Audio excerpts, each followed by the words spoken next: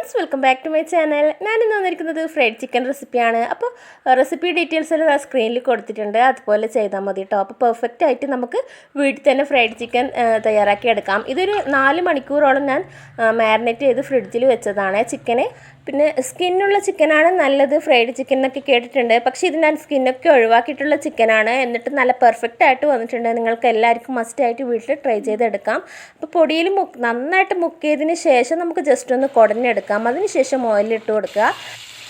എണ്ണ നന്നായിട്ട് ചൂടായതിന് ശേഷം തീ നന്നായിട്ട് കുറച്ചതിന് ശേഷം മാത്രം ചിക്കൻ ഇട്ടിട്ട് പൊരിച്ചെടുക്കുക. അല്ലാന്നുണ്ടെങ്കിൽ നമ്മുടെ ചിക്കന് വേവത്തുമില്ല, പുറത്തുള്ള ആ കോട്ടിങ് നന്നായിട്ട് കരിഞ്ഞ് പോകും. അതുകൊണ്ട് ഇതുപോലെ കിട്ടാനായിട്ട് നിങ്ങൾ തീ കുറച്ച് തന്നെ ചെയ്തെടുക്കുക. അപ്പോൾ നല്ല പെർഫെക്റ്റ് ആയിട്ട് നല്ല രീതിയിൽ തന്നെ വന്നിട്ടുണ്ട്. എല്ലാവരും ഒന്ന് ട്രൈ ചെയ്യുക. ഈ വീഡിയോ ഇഷ്ടപ്പെട്ടാൽ ലൈക്ക് ചെയ്യാൻ മറക്കരുത്. സബ്സ്ക്രൈബ് ചെയ്യാത്ത പുതിയ കൂട്ടുകാരാണെങ്കിൽ എന്തായാലും സബ്സ്ക്രൈബ് ചെയ്യാം. മറ്റൊരു വീഡിയോയിൽ വരുന്നവരേക്കും ടേക്ക് കെയർ, ബൈ.